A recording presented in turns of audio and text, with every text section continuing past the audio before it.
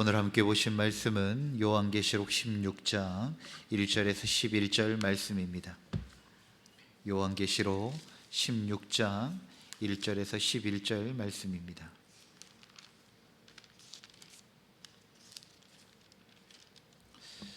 하나님의 말씀을 한 절씩 교독하겠습니다.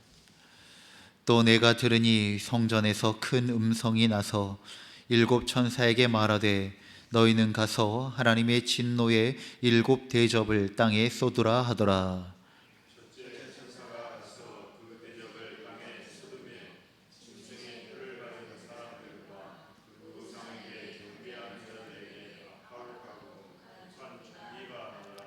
둘째 천사가 그 대접을 바다에 쏟음에 바다가 곧 죽은 자의 피같이 되니 바다 가운데의 모든 생물이 죽더라.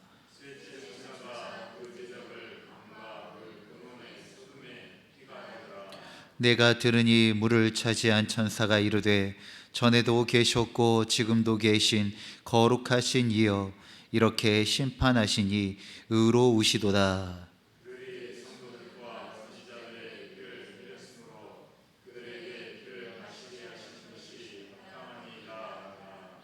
또 내가 들으니 제단이 말하기를 그러하다. 주 하나님 곧 전능하신 이시여 심판하시는 것이 참되시고 의로우시도다 하더라.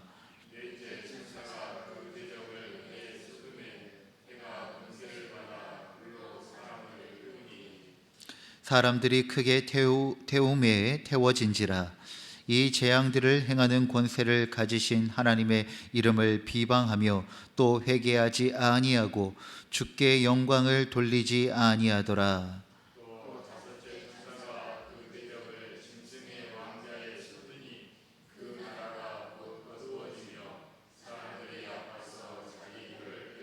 함께요. 아픈 것과 종기로 말미암아 하늘의 하나님을 비방하고 그들의 행위를 회개하지 아니하더라. 아멘. 사랑하는 성도 여러분, 조용한 이 새벽에 우리는 요한계시록 이 16장 말씀 앞에 섭니다. 이 장면은 마지막 때에 임할 하나님의 진노가 일곱 대접을 통하여 이 땅에 쏟아지는 모습을 보여주고 있습니다.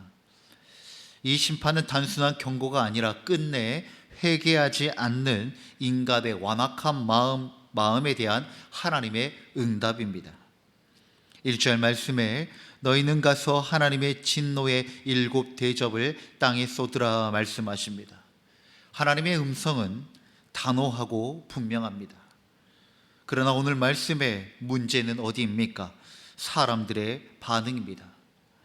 고통 속에서도 회개하지 않고 오히려 하나님을 비방하는 이들의 마음이 오늘 본문의 핵심입니다. 오늘 함께 나누고자 하는 내용은 회개하지 않는 그 마음 안에 세 가지의 특징이 있다는 것입니다. 첫째 대접이 쏟아질 때 짐승의 표를 받은 자들은 악하고 독한 종기로 고통을 받았다라고 말씀합니다. 또한 둘째 대접이 바다에 쏟아졌을 때 그 바다가 죽은 자의 피와 같이 되어져 모든 생물이 죽었다라고 말씀합니다. 또 세 번째 대접이 쏟아질 때 강과 물의 근원에 쏟아져 그 모든 것이 피로 되어졌다라고 말씀합니다. 어제 말씀에 나눴던 것처럼 이 대접은 하나님의 진노를 상징합니다. 그 진노가 첫 번째 대접이 땅에 쏟아질 때 그 땅은 불의와 폐역의 땅이요 탐욕으로 물든 땅이 되어집니다. 사람은 땅을 통하여 소출을 얻어 생명을 이어가게 되어져 있습니다. 그런데 땅이 죽음의 땅이 되어 소출을 토해내는 것이 아니라 악한 병을 토하니 더 이상 그것을 먹고 마시지 못하여 육체에 사용하지 못하게 되어졌다는 것입니다. 그리고 그 육체가 병들어졌다는 것을 말씀합니다. 또한 강과 바다는 절두산 순교자들의 피가 섞여 있는 곳입니다. 바다를 통하여 자원을 얻을 수가 없고 또 강과 물의 근원이 피로 물들어 생명을 위해 필요한 물의 공급이 끊어져 버렸음을 말씀하고 있습니다. 생명의 근원이 무너져 버린 것입니다. 그것을 그것을 통하여서 극심한 고통상의 상황 속에 놓이게 된 것인데, 문제는 그럼에도 불구하고 사람들이 돌이키지 않는다는 것입니다. 이 내용을 보니 이스라엘의 출애굽 때 하나님께서 일으키신 10가지의 재앙이 기억납니다. 물을 피로 바꾸셨고, 그리고 악한 종기에 그 질병이 전염되게 하였죠. 그런데 이 하나님께서 이스라엘 백성들을 출애굽하는 그 과정 가운데 10가지의 재앙을 내릴 때 그 바로에 대한 하나님의 말씀이 기억이 납니다. 그때 바로에 대하여 성경은 어떻게 이야기하냐면, 하나님께서 이 재앙을 내리실 때 그 위기를 모면하기 위하여 하나님 앞에, 모세 앞에 뉘우치는 척을 합니다. 하지만 상황이 회복되어지며 금세 다시 모른 척합니다. 그때 이런 구절로 바로를 표현합니다. 바로의 마음이 완악하여 라고 이야기합니다. 그리고 또 다른 구절은 하나님께서 바로의 마음을 완악하게 하사라고 이야기를 합니다. 앞의 이야기는 바로의 마음이 완악하여 뉘우친 척했다가 다시 모른 척하는 것은 이해가 되는데, 이 후자 하나님께서 바로의 마음을 완악하게 하사라고 하는 것은 하나님께서 의도적으로 그의 마음을 악하게 만들어 회개하지 못하게 했다라고 하는 그런 뜻으로 느껴질 수 있습니다. 그런데 이 말은 그러한 말이 아닙니다. 하나님께서 바로의 마음을 완악하게 만들었다라고 하는 의미가 아니라, 바로의 그 완악함에 대하여서 하나님께서 아무런 간섭을 하지 않으셨다라는 이야기입니다. 이미 바로의 마음은 완악해져 있는데, 그 마음이 너무 완악하기에 하나님께서 그 마음 가운데 간섭하지 않으니 그 완악함이 그대로 유지되어졌다라고 하는 말씀인 것입니다. 그렇습니다. 짐승의 표를 받은 사람들과 우상을 경배하는 자들이 진짜 심각한 문제는 진노가 임해도, 고난을 당해도 회개하지 않고 돌아서지 않을 정도로 그의 마음이 완악해졌다는 것입니다. 죄의 결과가 눈앞에 드러나도 그것을 깨닫지 못하는 마음, 자신이 만든 우상을 놓지 못하는 그 완악함, 그것이 바로 회개하지 않는 마음의 첫 번째의 특징인 것입니다. 고난을 당해도, 환난을 당해도 돌아서지 않는다는 것입니다. 두 번째, 회개하지 않는 마음의 그 특징은 바로 자기 주인됨입니다. 하나님은 의로우시고 그 심판은 정당합니다. 물의 근원을 피로 심판한 이 천사가 영원하고 거룩하신 분에게 악한 자들에게 피를 마시게 하는 이 심판이 정당하다라고 찬송하고 있습니다. 성도들과 선지자들의 무고한 피를 흘렸기 때문에 정당한 보응이라고 그는 수긍한 것입니다. 열왕기하 9장에 보면 이세벨은 나봇의 그 농장을, 포도원을 빼앗고 나봇을 죽입니다. 그때 이 나봇의 피를 흘렸기에 이 열왕기하 9장에 이세벨도 똑같이 그와 같은 심판을 당합니다. 피 흘림의 심판을 당하죠. 무고한 자의 피를 흘리니 그의 피로 갚아지게 된 것입니다. 또한 마태복음 26장 52절의 말씀에 보면 주님께서도 칼로 흥한 자, 칼로 망한다라고 말씀하셨습니다. 또한 마태복음 16장에는 각 사람이 행한 대로 하나님께서 갚으실 것이라고 말씀하십니다. 잠언 22장 8절에는 악을 뿌리면 재앙을 거둘 것이고, 갈라디아서 말씀에는 무엇으로 심든지 그대로 거둘 것이라고 말씀합니다. 심는 대로 거두는 이 당연한 진리를 알면서도 악을 심고 악을 행하였다는 것입니다.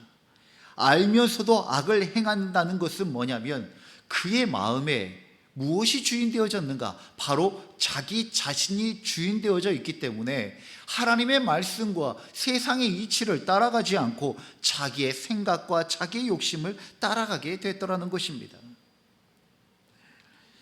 우상을 만드는 이들은 우상을 섬기려고 우상을 만드는 것이 아닙니다. 자기 욕망, 자기의 영광, 즉 자기 자신을 섬기려고 우상을 만드는 것입니다. 성경의 구절에 그러죠. 자기를 위한 신을 만들었다고 이야기합니다. 우상은요, 어떤 내가 모르는 신을 발견해가지고 그것을 섬기는 것이 아니라 자기의 욕망과 자기의 영광과 자기 자신을 섬기려고 그 우상을 투영시키는 것입니다. 자기의 욕망과 탐욕을 그 우상에게 투영시켜 그 우상을 섬김을 통하여 자기 자신을 섬기려고 한다는 것이죠. 자기를 위한 신을 만들고 자신을 섬기는 것입니다. 즉 그 마음에, 그의 삶에 철저히 자기 주인됨이 깊이 뿌리 내리고 있다는 것을 기억해야 합니다. 그러니 어떠합니까? 내가 주인이니 하나님의 말씀과 판단을 거부합니다. 바로 이것이 회개하지 않는 마음의 두 번째 특징인 바로 자기 주인됨입니다. 세 번째는 고통 중에도 하나님을 비방하는 마음입니다. 네 번째 대접을 해에 쏟으니 해가 불로 사람을 태웠다라고 말씀합니다. 또한 다섯 번째 대접을 짐승의 왕자에 쏟으니 그 나라가 어두워지고 사람들이 고통 속에 혀를 깨물었다라고 이야기를 합니다. 그런데 그럼에도 불구하고 그들은 하나님을 비방하며 끝내 회개하지 않습니다. 죄에 익숙해진 그 마음은 고통보다도 교만이 먼저 드러난다는 것입니다. 회개의 기회를 거절하고 심판 속에서 하나님을 탓하고 하나님을 비방하는 것입니다. 사랑하는 성도 여러분, 죄가 깊어지는 곳에 꼭 드러나는 마음이 바로 이 남 탓하는 마음, 또 다른 말로 교만하는 마음입니다. 이 남 탓과 교만이 무슨 상관이 있습니까? 굉장히 깊은 연관성을 가지고 있습니다. 하나님의 창조 이후에 창세기 3장에 인간의 타락이 기록되어져 있죠. 하나님께서 아담을 찾으시고 아담이 부끄러워 숨어 있는 모습을 보고 하나님께서 아담을 찾으시고 묻습니다. 너가 혹시 먹지 말라고 한 그 선악과를 먹었느냐? 알면서도 묻는 것이죠. 그리고 왜 그 선악과를 먹은 이유에 대해서 말할 때 창세기 3장 12절에 아담이 이렇게 대답합니다. 하나님이 주셔서 나와 함께 있게 하신 여자가 그가 그 나무의 열매를 내게 주어서 내가 먹었습니다 라고 이야기를 합니다. 그냥 표면적으로 보면은 여자를 탓하고 있는 것입니다. 하와를 탓하고 있는 듯 합니다. 그런데 그 탓의 마지막 끝은 어디를 향하고 있습니까? 하나님을 향하고 있습니다. 하나님께서 주셔서 나와 함께 하신 그 여자가라고 이야기를 합니다. 자신의 아내 하와를 탓하고 있고 그리고 그 아내는 하나님을 탓하고 있는 아담의 마음이 드러나 있습니다. 출애굽할 때도 그러합니다. 이스라엘 백성들은 고난을 만날 때마다 불평과 원망을 쏟아냅니다. 그런데 처음에는 어떤가? 상황에 대한 불평을 합니다. 왜 우리를 애굽에서 끌고 내려와 가지고 애굽이 좋았는데 왜 광야에서 이 고생을 하나? 상황에 대한 불평과 원망을 시작합니다. 그런데 나중에는 어떻게 갑니까? 모세와 아론, 그의 지도자들을 향합니다. 왜 우리를 굳이 데리고 와가지고 우리 애굽에서 잘 먹고 잘 살고 있었는데 잘 먹고 잘 산 적도 없습니다. 그런데 그것을 핑계로 모세와 아론 탓을 합니다. 그런데 그 불평과 원망이 나중에 어디를 향합니까? 하나님을 향합니다. 그들을 인도하신 여호와 하나님을 비방하고 원망하고 불평하다라는 것입니다. 사랑하는 성도 여러분, 이것이 또 다른 형태의 교만의 모습입니다. 우리가 교만이라고 하면 잘난 체하며 뽐내거나 자기의 우월함을 드러내는 그러한 것으로 생각합니다. 그런데 그것은 교만의 한 면입니다. 다른 이면에 교만은 어떠한 얼굴을 가지고 있는가? 자기를 잘난 체하고 우월함을 드러나는 그 이면에는 자신의 그 과신 때문에 타인을 무시하고 깎아내리는 것이 바로 교만의 또 다른 이면이라는 것입니다. 죄는 자신이 지었으면서 정작 그것을 탓하는 것은 다른 이에게 돌린다는 것입니다. 왜? 자신의 과신에 빠져 있기 때문입니다. 그리고 그 탓은 결국 이 모든 것을 만들고 인도하셨다라고 하는 그 하나님을 향하여 그 모든 탓을 돌리려고 하는 그 악한 이면, 바로 그것이 교만이 가지고 있는 또 다른 얼굴입니다. 매우 악한 마음입니다. 그렇기 때문에 성도는 무엇보다도 교만을 경계해야 합니다. 교만은 결코 자기 내면의 우월감을 드러내는 것에 끝나지 않습니다. 그 교만의 그 끝은 반드시 타인을 향하고 하나님을 향하게 되어져 있습니다.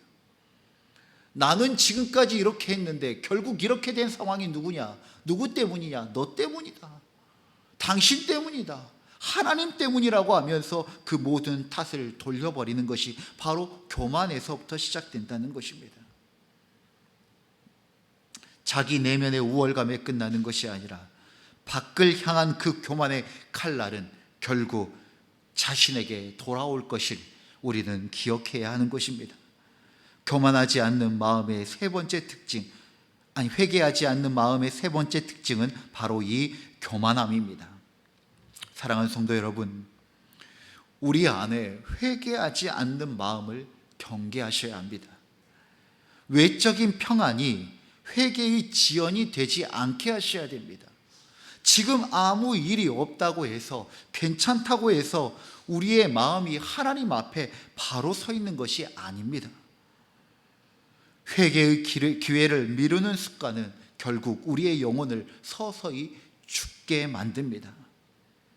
내 삶이 현재 아무 일이 없다 할지라도 하나님께서 기뻐하지 아니하시고 하나님께 대적하는 그러한 삶의 내용들이 있다면 속히 지금 주님께로 돌아와 회개하는 우리의 심령이 되어지기를 간절히 소망합니다. 또한 고통을 통해 하나님의 음성을 들을 수 있어야 합니다. 삶의 위기와 고통 속에서 그 안에서도 하나님은 우리에게 말씀하십니다. 어떻게 보면 고난과 환난은 하나님의 마지막 부르심일 수 있습니다.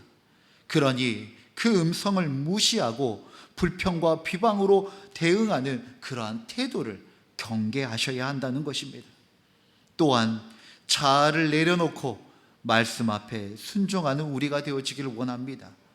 회개하지 않는 마음의 뿌리는 자아의 교만입니다.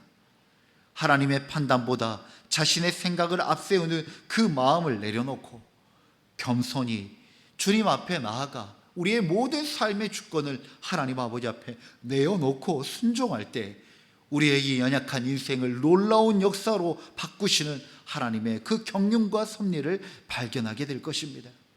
사랑하는 성도 여러분, 하나님의 심판은 현실이며 그 중심에는 회개하지 않는 인간들의 마음이 있습니다. 우리는 고통보다도 더 무서운 것이 회개하지 않는 완고한 마음, 완악한 마음임을 깨달아야 합니다. 이 아침 주님의 말씀 앞에 우리의 마음을 점검합시다. 혹시 내 안에도 하나님의 경고를 무시하며 고통 중에도 자아를 내려놓지 않는 그 완악한 마음이 자리 잡고 있진 않는지 오늘 말씀에 비추어 돌아보는 우리가 되어지길 원합니다. 우리가 기도를 통하여 또 이 말씀을 통하여 하나님 앞에 우리의 순종과 우리의 겸손을 내어드리며 하나님의 은혜로 살아가는 복된 이 하루가 되어지기를 주의 이름으로 축원드립니다. 기도하겠습니다. 거룩하신 하나님 아버지, 무겁지만 하나님 아버지 정직한 마음으로 이 말씀을 받습니다. 오늘 말씀을 통해 우리의 완악한 마음을 비추어 주시니 감사드립니다. 고통 앞에서도 돌이키지 않았던 자들의 모습을 보며 우리 안에도 그런 마음이 있음을 고백합니다. 자신이 만든 우상을 내려놓지 못하고 하나님의 공의를 인정하지 않으며 끝내 하나님을 비방하는 교만함을 품고 살아온 저희를 용서하여 주옵소서. 회개하지 않는 마음은 심판을 불러오며 그 심판보다 더 두려운 것은 돌이키지 않는 영혼의 죽음임을 깨닫게 하여 주시옵소서. 우리의 마음이 굳어지지 않게 하시고 말씀 앞에 항상 민감하게 하시며 주의 뜻 앞에 무릎 꿇는 겸손을 허락하여 주시옵소서. 이 아침 우리 안에 외식과 자아, 교만과 불평을 내려놓습니다. 진정으로 회개하는 심령을 주시고 다시 살아나는 은혜를 허락하여 주옵소서. 고통 속에서도 하나님의 뜻을 깨닫고 주님만을 바라보는 믿음을 허락하여 주시옵소서. 우리의 영원한 구원의 이름 대신 예수 그리스도의 이름으로 간절히 기도드립니다. 아멘. 주님이 가르치신 기도로 예배를 마치겠습니다. 하늘에 계신 우리 아버지, 아버지의 이름을 거룩하게 하시며 아버지의 나라가 오게 하시며 아버지의 뜻이 하늘에서와 같이 땅에서도 이루어지게 하소서. 오늘 우리에게 일용할 양식을 주시고 우리가 우리에게 잘못한 사람을 용서하여 준 것 같이 우리 죄를 용서하여 주시고 우리를 시험에 빠지지 않게 하시고 악에서 구하소서. 나라와 권능과 영광이 영원히 아버지의 것입니다. 아멘. 우리의 기도를 주님께 올려드립시다.